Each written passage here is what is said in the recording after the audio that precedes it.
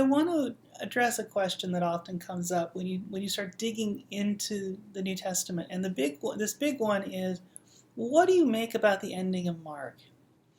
And just kind of below me, I actually have the last several verses in Mark, going Mark 16 being the last chapter, going from 4 to 8. And what you find is that the earliest manuscripts we have, it seems to end at 8. Well, what's interesting is we have other manuscripts that people sort of fill in some later editions because I feel like something's missing here. And maybe that's because they feel like Mark and Matthew are supposed to be similar or something, but like it ends at 8. And we even have this from the early church fathers that kind of attests like, yeah, something's kind of stopped there. And the later manuscripts, when they have additions, even they tend to have some differences. And one can understand the additions and the theological aspects to it, but at the same time, it misses something. So there's a lot of questions of what was Mark trying to do with this? And one of the first conversations that always comes up is that you see among certain groups of people is saying, was Mark kind of implying that, well, maybe there really wasn't a resurrection, or we can use this as evidence that says, well, maybe they're really early on, they didn't think there was a resurrection of Christ and so forth. And I think that turns out to be incredibly weak evidence. And so very likely I think that that's a no. I don't think that that's a reasonable approach. And I think that the evidence doesn't tend to work with that. So assuming that that's the case doesn't work. You see earlier letters of earlier writings, say from Paul's letters, you don't see this. You don't see this at all.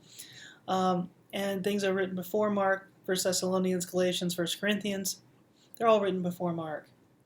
And Mark being an early case, if you look closely in the stories, you realize that Mark tends to say there's going to be a resurrection. Jesus predicts this multiple times.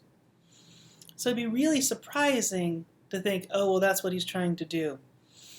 And so that's the first part. But then you also probably realize, depending on when this was written, but probably in the early 60s, at least from my perspective, you're thinking that, most of the people hearing the gospel already knew about the resurrection. In fact, there were probably people still alive that, were part of that community.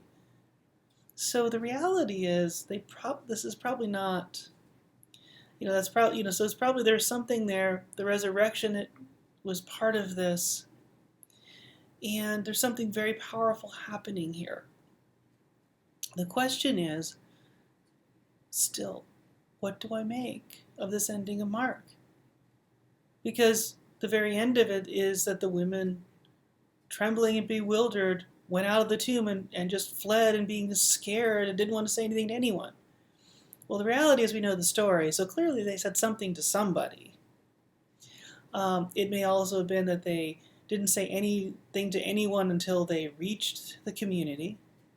It may be other aspects. It may also be a different thing that Mark is doing entirely. He's saying, you have been walking on this journey for 16 chapters, and now you are at this place where Christ is risen, or at least that's what you've been told there by an angel sitting there. Now what are you going to do? It's now your story. It's now yours. It's now your experience. What are you going to do next?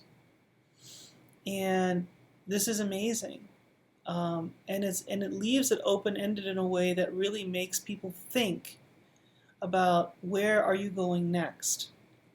And I think this will always be a bit of a mystery of what was Mark trying to do, and I think in some sense it was intentional.